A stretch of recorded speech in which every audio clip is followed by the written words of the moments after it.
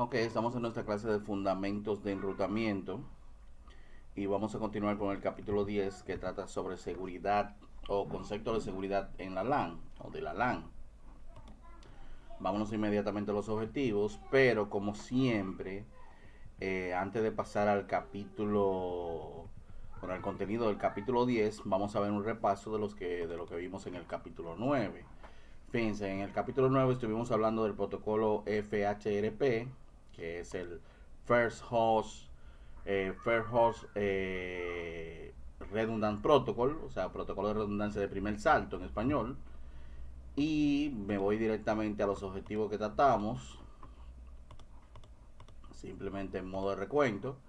Mira, aquí describimos el propósito de las funciones de los protocolos de redundancia de primer salto, o sea, diferentes protocolos FHRP que existen y explicar cómo funciona el HSRP, que el HSRP es una de las variantes de Cisco del mismo, vamos a decir, del mismo FHRP.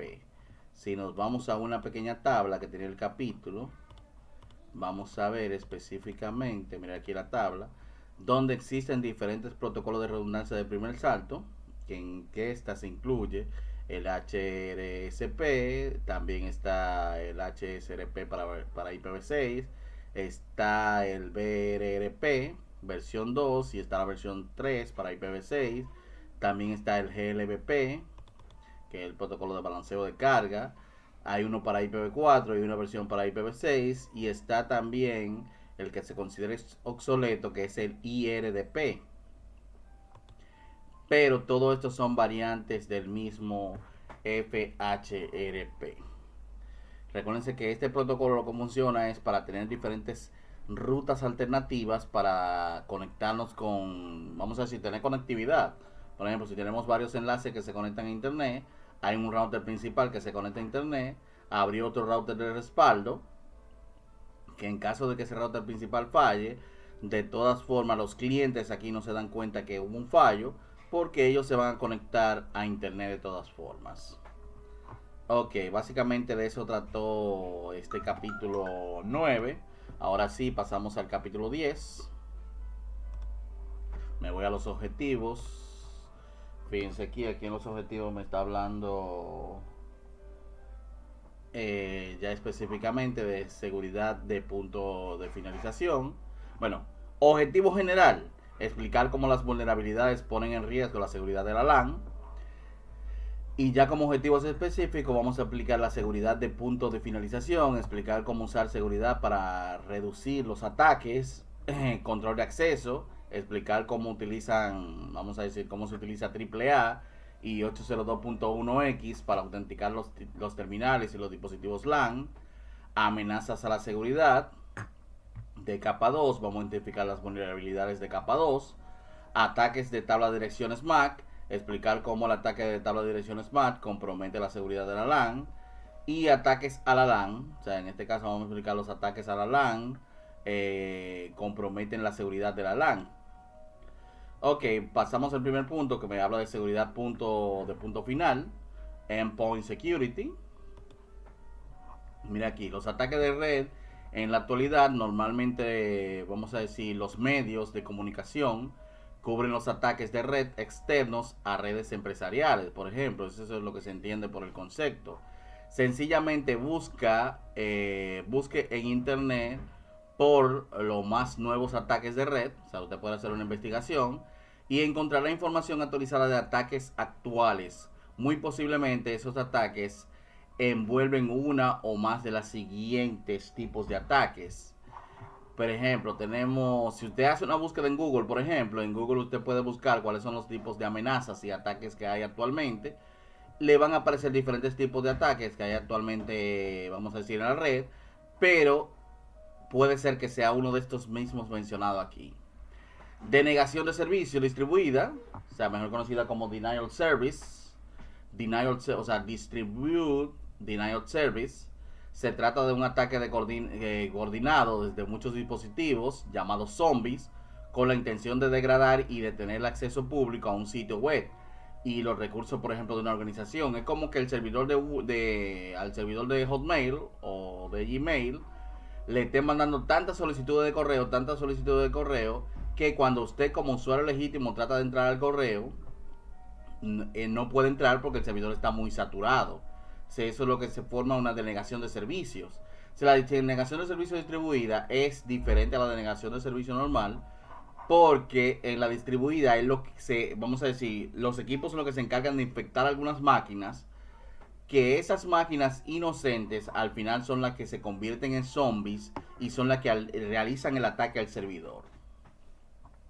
Tenemos también lo que son, vamos a decir, la brecha de datos, data breach. Se trata de un ataque en los que servidores de datos y los hosts de la organización se ven comprometidos a robar información confidencial.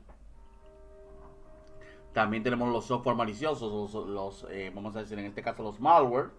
Este es un ataque en que los hosts de una organización son infectados con un software malicioso que causa una serie de problemas. Por ejemplo, tenemos los ransomware, los WannaCry, o sea, vamos a decir como el WannaCry, mostrado en la figura, encripta los datos de un host y bloquea el acceso hasta que se pague un rescate. Eso es como, vamos a decir, un empresario que tenga una cuenta bancaria, y esa cuenta bancaria que realiza los pagos de transacciones que tienen que hacer para la empresa. Pero imagínense que él ya no tenga acceso a su cuenta bancaria porque ha sido víctima de un ataque de un software malicioso, y prácticamente los atacantes lo que piden es un rescate. Si quiere que te devolvamos todas tus credenciales, acceso a la cuenta, correo, contraseña, entonces tienes que pagar una cantidad. También tenemos seguridad de dispositivos de redes.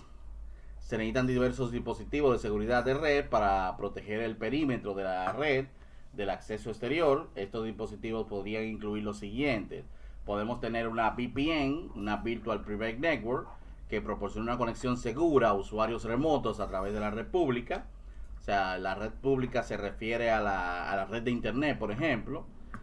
Y en la red empresarial, los servicios VPN pueden ser integrados en un cortafuegos. Quiere decir que a través del mismo cortafuego también podríamos hacer ciertas implementaciones con el VPN. También podemos tener un firewall de proximidad, de próxima generación, mejor conocida como New Generation Firewall. Proporciona inspección de paquetes con estado, visibilidad, control de aplicaciones, un sistema de prevención de intrusiones de próxima generación, protección avanzada contra malware, y también un filtrado de direcciones de internet, por ejemplo URL. También podemos tener el Network Access List, Access Control, Network Access Control, que incluye servicios de autenticación, autorización y contabilidad. Estos servicios los conocemos como los servicios AAA. En empresas más grandes, estos servicios podrían incorporarse en un dispositivo que pueda administrar políticas de acceso de una amplia variedad de usuarios y tipos de dispositivos. El Cisco Identity Service Engine, el ISE, es un ejemplo de vamos a decir, del Network Access Control. Ya en este caso dio payola un dispositivo de Cisco, obviamente. Aquí ya tenemos protección de terminales. Los puntos finales son hosts que generalmente consisten en computadoras portátiles. Por ejemplo, cuando hablamos de los hosts nos referimos a esos dispositivos finales que usan IP. Pueden ser computadoras portátiles, computadoras de escritorio, servidores, teléfonos, teléfonos IP, así como dispositivos de prioridad de los empleados. Los puntos finales particularmente susceptibles a ataques relacionados con los malware, que se originan a través de correo electrónico o navegación en la web. Quiere decir que exactamente los atacantes pueden utilizar un correo electrónico para mandarle un correo electrónico a esos usuarios finales, y esos usuarios finales pueden caer en el gancho de que usted se ha ganado un premio, que entre a este enlace a través de una cuenta de correo electrónico.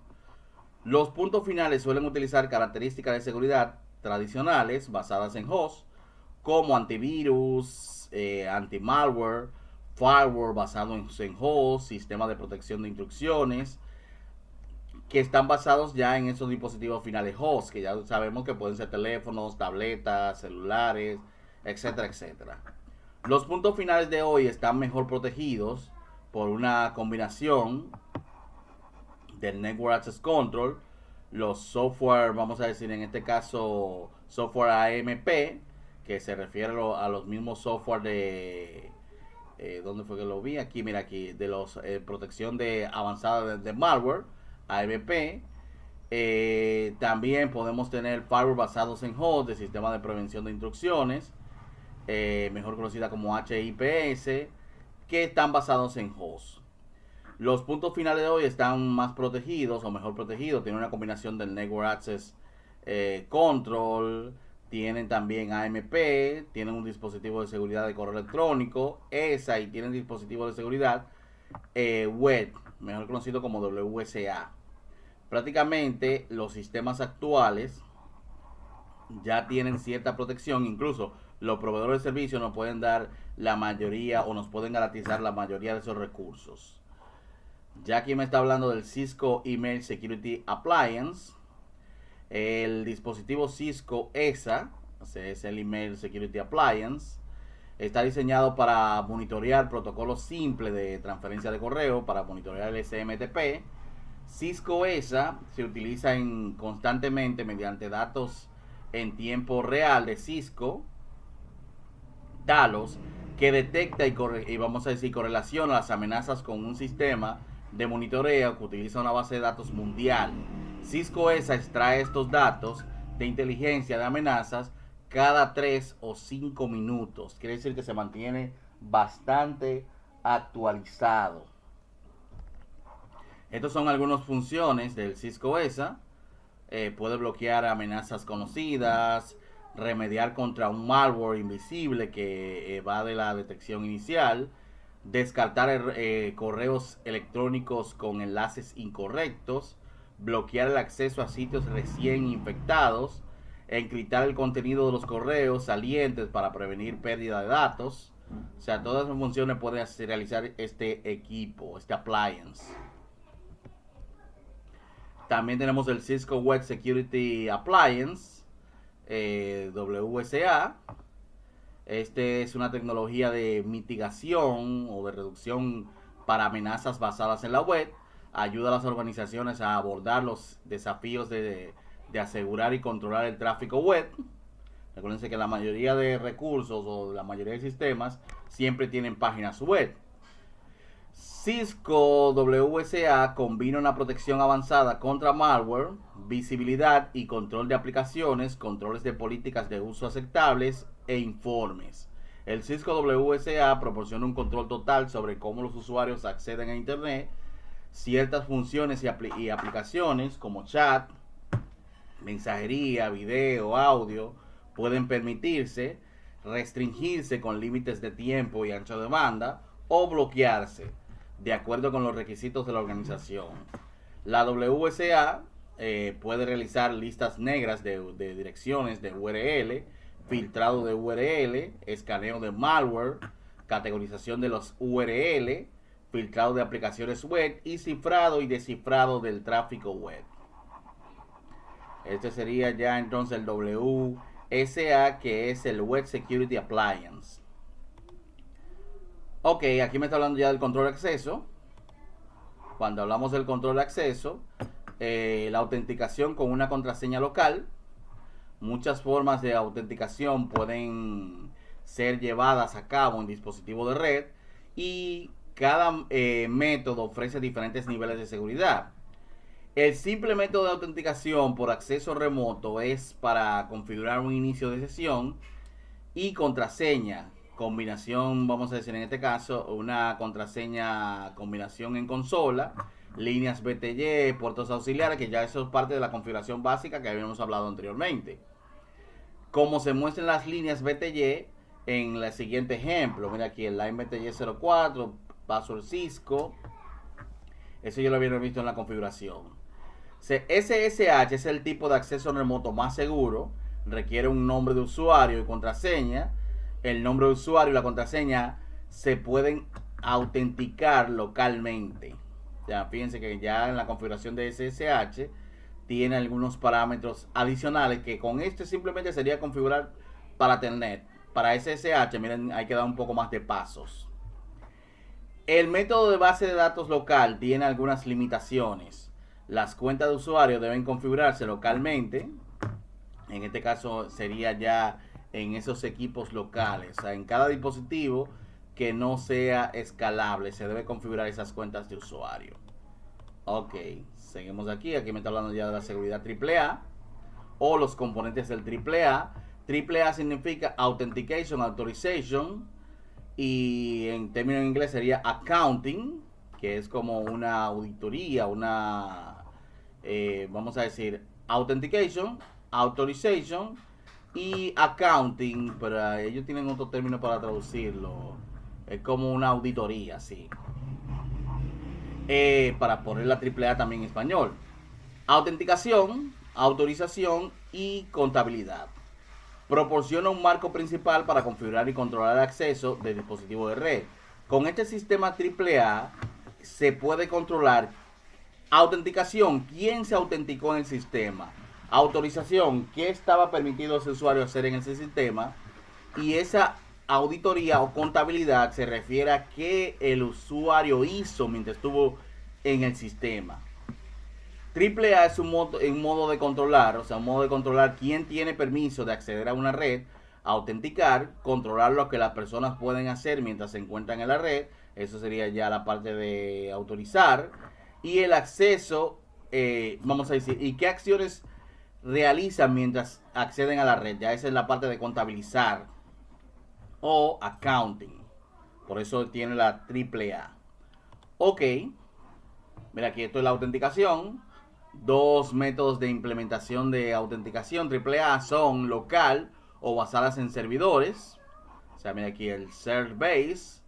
La autenticación AAA local, el método de almacén, vamos a decir, almacena nombres de usuario y contraseñas localmente en un dispositivo de red. Por ejemplo, un router Cisco. Los usuarios se autentican contra una base de datos local. AAA local es ideal para las redes pequeñas.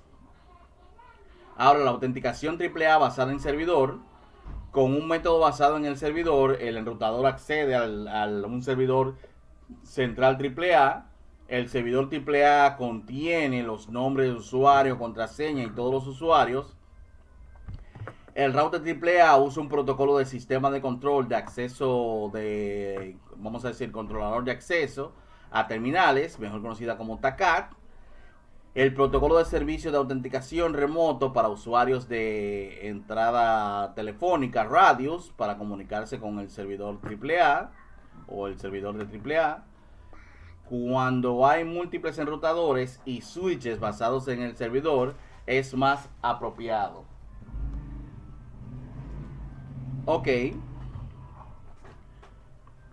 Aquí me está hablando ya de la parte de autorización. La autorización es automática y no requiere que los usuarios tomen medidas adicionales después de la autenticación.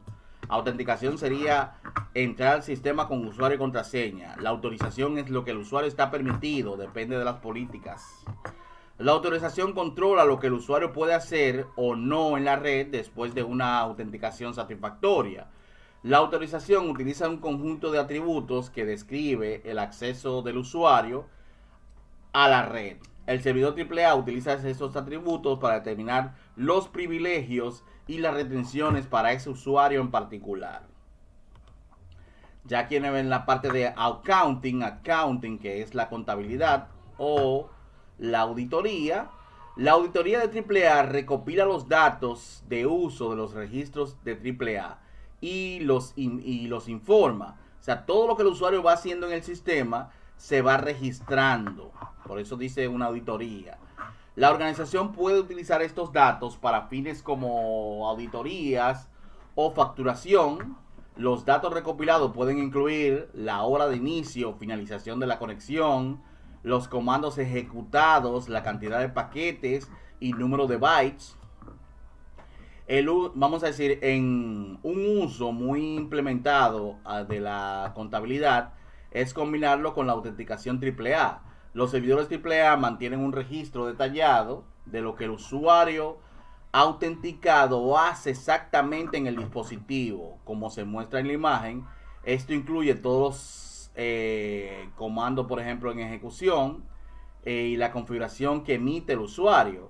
El registro contiene varios campos de datos, incluido el nombre de usuario, la fecha, la hora, el comando real que introdujo el usuario. Esta información resulta útil para solucionar problemas de dispositivos.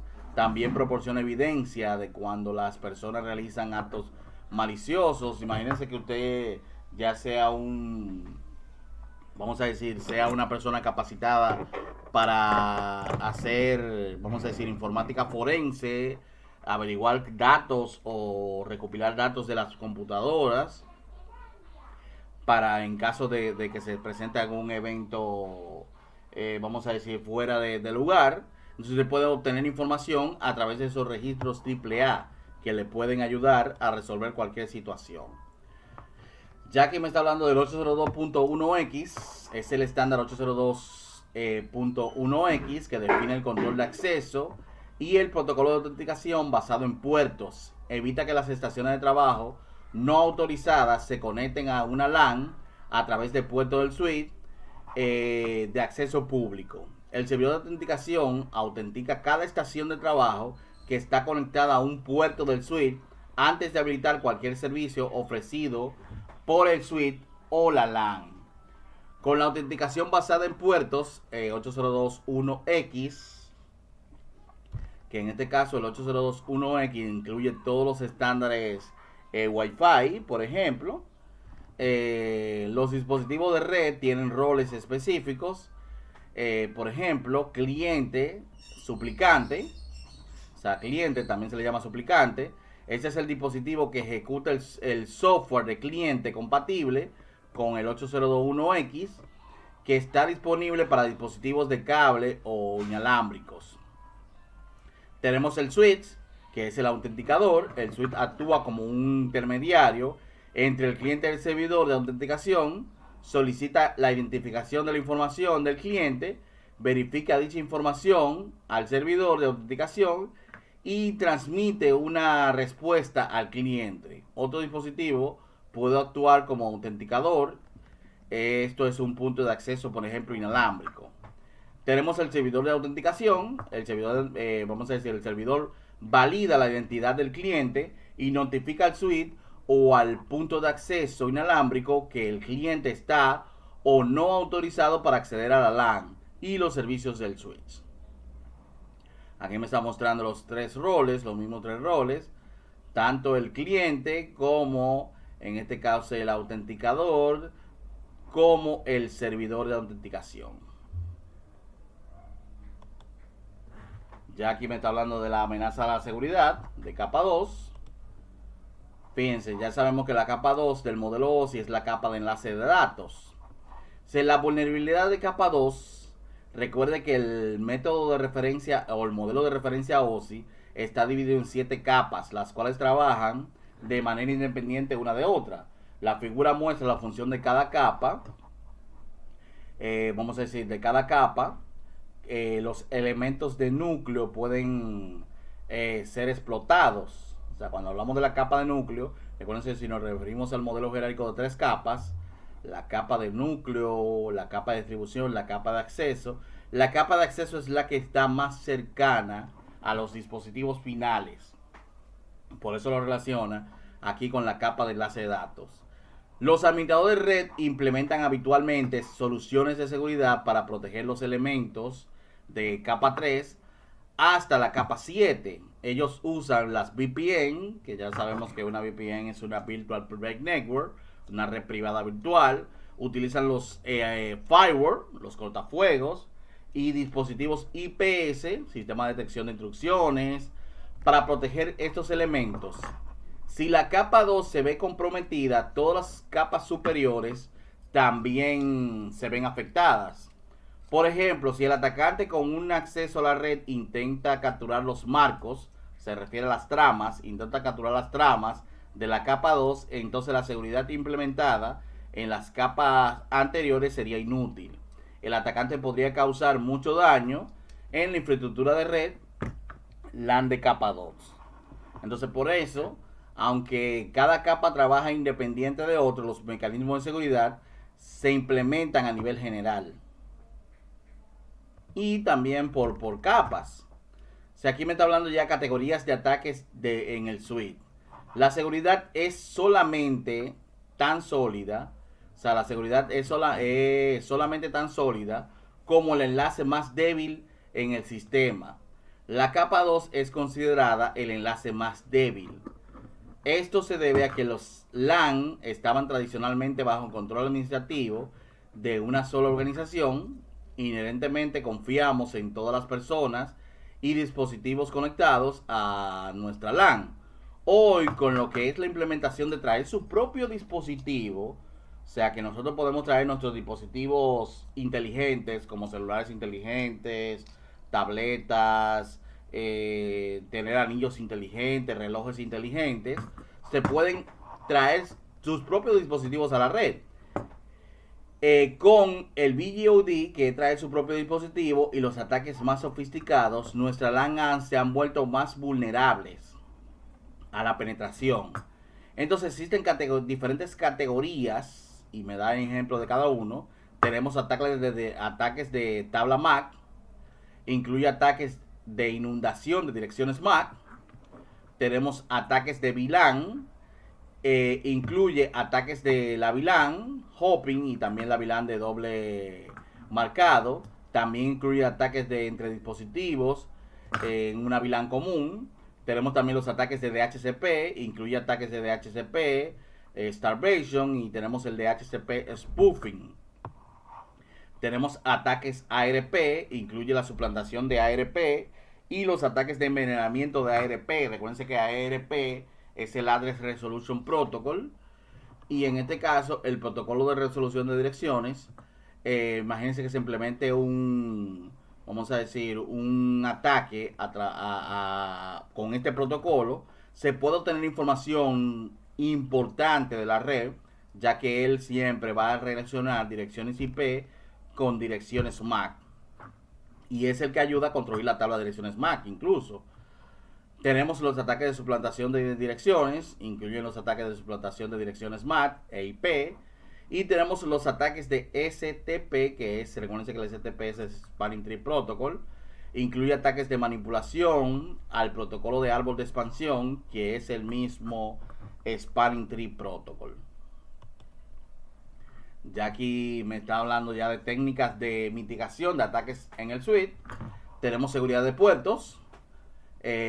Proviene muchos tipos, o sea, previene muchos tipos de ataques, incluidos los ataques de inundación de direcciones MAC y los ataques de DHCP Starvings. Bueno, o sea, en este caso ya lo tradujo en español, puso hambre de DHCP.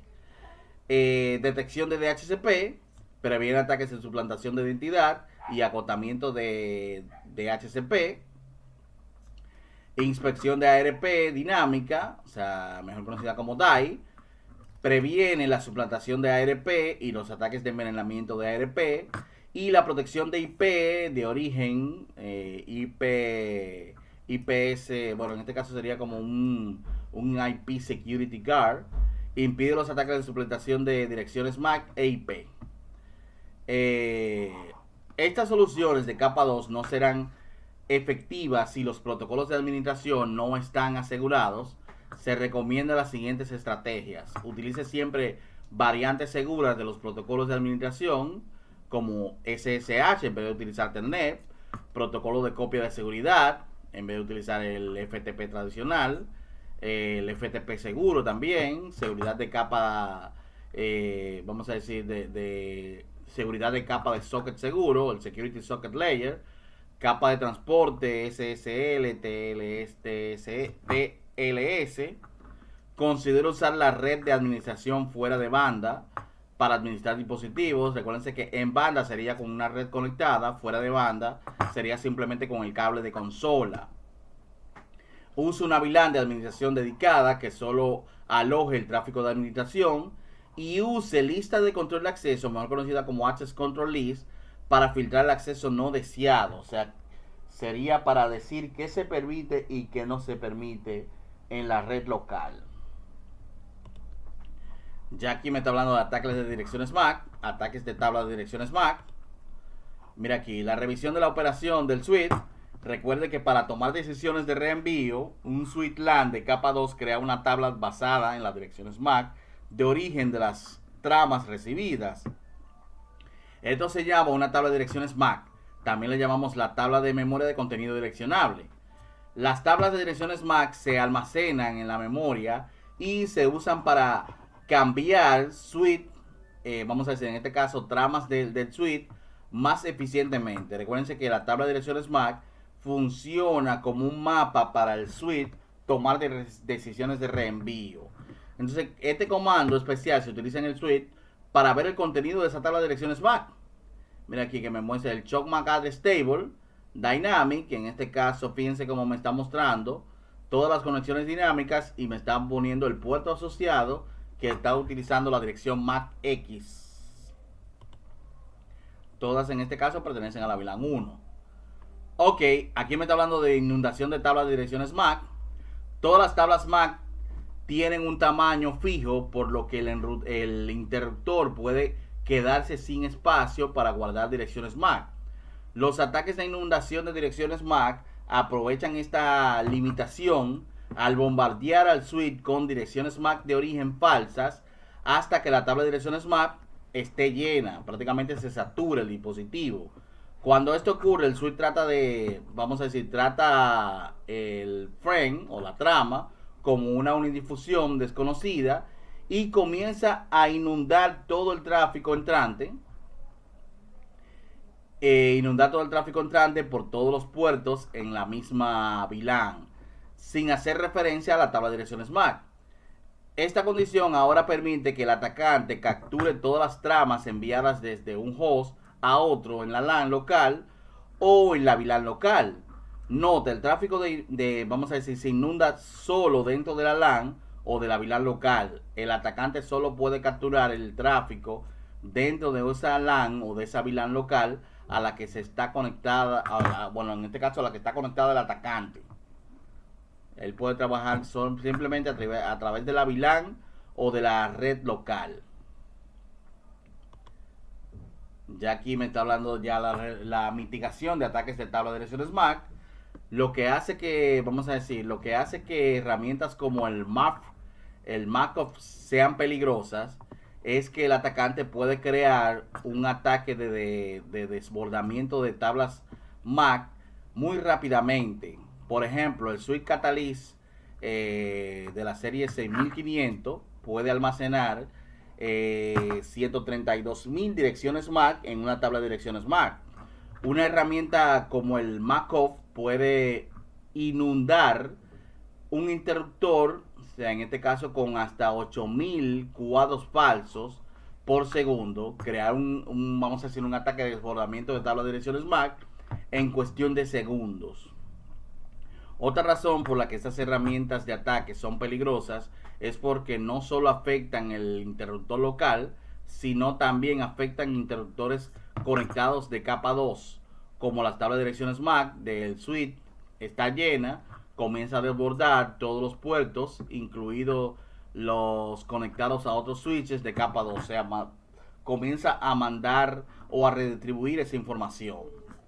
Para reducir los ataques de desbordamiento de tabla de direcciones MAC, los administradores de red deben implementar una seguridad de puerto. La seguridad de puerto, el Port Security, permite que el puerto aprenda solo un número específico de fuentes de direcciones MAC de seguridad de puertos. El Port Security será discutido más adelante en los módulos posteriores, cuando estemos hablando de la seguridad de puertos. Aquí me está hablando del ataques al LAN. Mira aquí hay un pequeño videito que le muestra, VLAN y ataques de DHCP. Este video cubrirá lo siguiente: los ataques con salto de VLAN, ataques de doble etiquetado de VLAN, el ataque por agotamiento de DHCP y el ataque de suplantación de DHCP. Recuerden que en el caso de esto sería el Virtual LAN, el Virtual Local Area Network, y esto sería el Dynamic Host Configuration Protocol para asignar direcciones IP. pero estos son tipos de ataques que se dan tanto con la VLAN como con el DHCP. Aquí me está mostrando primero el ataque de salto de VLAN. El salto de VLAN permite que otra VLAN pueda ver el tráfico de una VLAN sin cruzar primero por el router, o sea, por un router. Recuérdense que las VLANs son enemigas por defecto una de otras. Para ellas poder comunicar una VLAN con otra necesitan la interacción de un router. Pero en este caso especial, con ese salto de VLAN, entonces puede hacer que sin cruzar primero por el router ya se pueda visualizar la información de otra VLAN. Vamos a decir, en un ataque de salto de VLAN básico, el atacante configura el host para que actúe como un switch para aprovechar la función del puerto de enlace, vamos a decir, el puerto de enlace automático habilitada de forma predeterminada en la mayoría de los puertos del switch. El atacante configura el host para falsificar la señalización 8021Q. Recuerden que el 8021Q es vamos a decir, el protocolo de etiquetado de VLAN y la señalización del protocolo de enlace dinámico, el DTP, propiedad de Cisco, al enlace troncal con el switch de conexión. Vamos a decir, si es exitoso, el switch establece un enlace troncal con el host, como se muestra en la figura. Se establece un enlace troncal, vamos a decir en este caso como se establece en esta figura. Ahora el actor de amenazas, o sea el atacante, puede acceder a todas las VLAN en el switch. El atacante puede enviar y recibir tráfico a cualquier VLAN, saltando efectivamente entre las VLAN. O sea, ya no necesita la interacción con el router, sino él lo está haciendo directamente o sea, está haciendo el cambio de una VLAN a otra sin problemas y sin necesidad de un router. Los ataques de doble etiquetado de VLAN, que ya sería bueno, el primero es el ataque de salto de VLAN y este es el ataque de doble etiquetado de VLAN. Un atacante vamos a decir, de situaciones específicas que podrían de situaciones específicas que podrían incrustar una etiqueta de 8021Q oculta dentro de un marco, o sea, dentro de la trama, que ya tiene una etiqueta 8021Q. Esta etiqueta permite que la trama se envíe a una VLAN que, vamos a decir en este caso, que la etiqueta 801Q externa no específica. Los pasos serían los siguientes. Paso 1. El atacante envía una trama 801Q de doble etiquetado al switch. El encabezado externo tiene una etiqueta de VLAN del atacante que es la misma que la VLAN nativa del puerto de enlace troncal. Paso 2. La trama llega al primer switch que mira la primera etiqueta 801Q de 4 bytes. El switch ve la trama, está destinada a la VLAN nativa. El switch reenvía el paquete a todos los puertos de la VLAN nativa después de quitar el etiquetado VLAN. Vamos a decir, la trama no es reetiquetada porque es parte de la VLAN nativa. Recuerden que todo el tráfico, vamos a decir, que no tenga etiqueta, se va a mandar a la VLAN nativa. Este es el punto, o sea, en este punto, la etiqueta VLAN interna todavía está inactiva y no ha sido, vamos a decir, inspeccionada por el primer switch, porque él piensa que es el tráfico de la VLAN nativa. Paso 3. La trama llega al segundo switch que no tiene conocimiento de que se suponía que era, vamos a decir, para la VLAN nativa. El switch emisor no etiqueta el tráfico de la VLAN nativa como se especifica en la encapsulación o en la especificación 801Q. El segundo switch solo mira la etiqueta interna del 801Q que insertó el atacante y ve que la trama está destinada a la VLAN de destino, o sea, una VLAN específica. El segundo switch envía el paquete al puerto víctima y lo satura, dependiendo de si existe una entrada en la tabla de direcciones MAC del host víctima.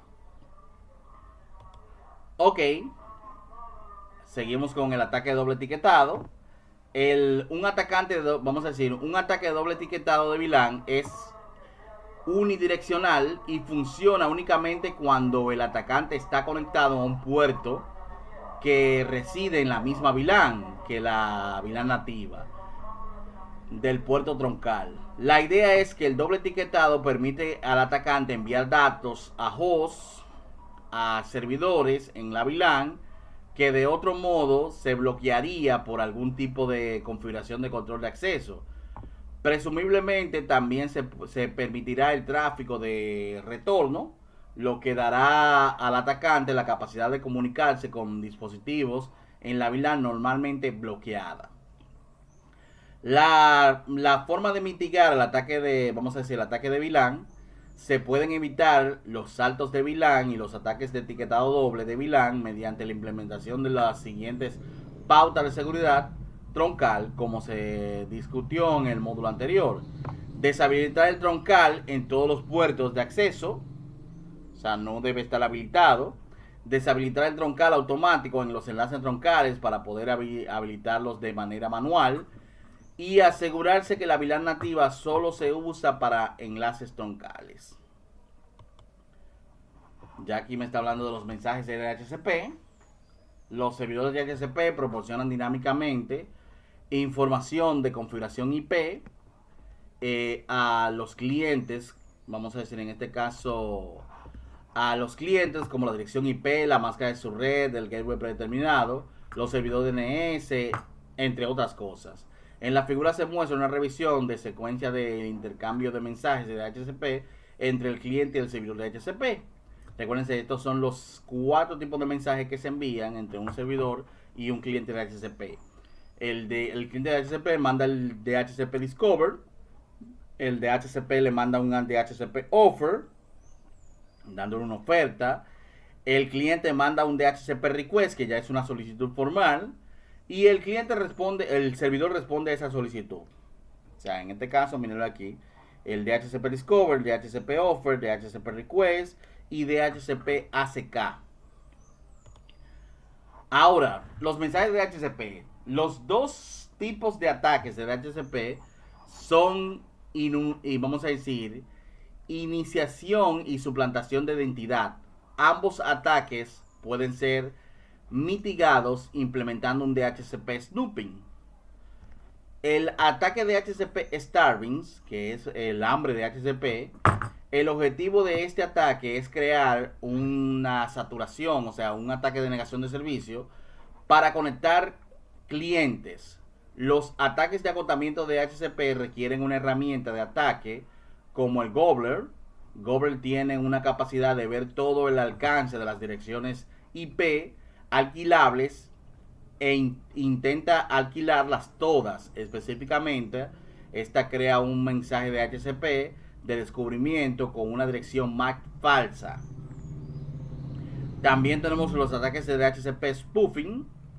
Esto ocurre cuando el servidor de DHCP falso se conecta a la red, proporciona parámetros de configuración IP falsas a clientes legítimos. Un servidor no autorizado, o sea, no autorizado, puede proporcionar una variedad de información engañosa que incluye la siguiente: una puerta de enlace predeterminada incorrecta. El servidor fraudulento proporciona una puerta de enlace no válida o la dirección IP a su host para crear un ataque de hombre en el, o sea, un ataque de intermediario, hombre en el medio. Esto puede pasar totalmente inadvertido, ya que el intruso intersecta el flujo de datos por la red. También servidor DNS incorrecto. El servidor fraudulento proporciona una dirección del servidor DNS incorrecta que dirige al usuario a un sitio web malicioso.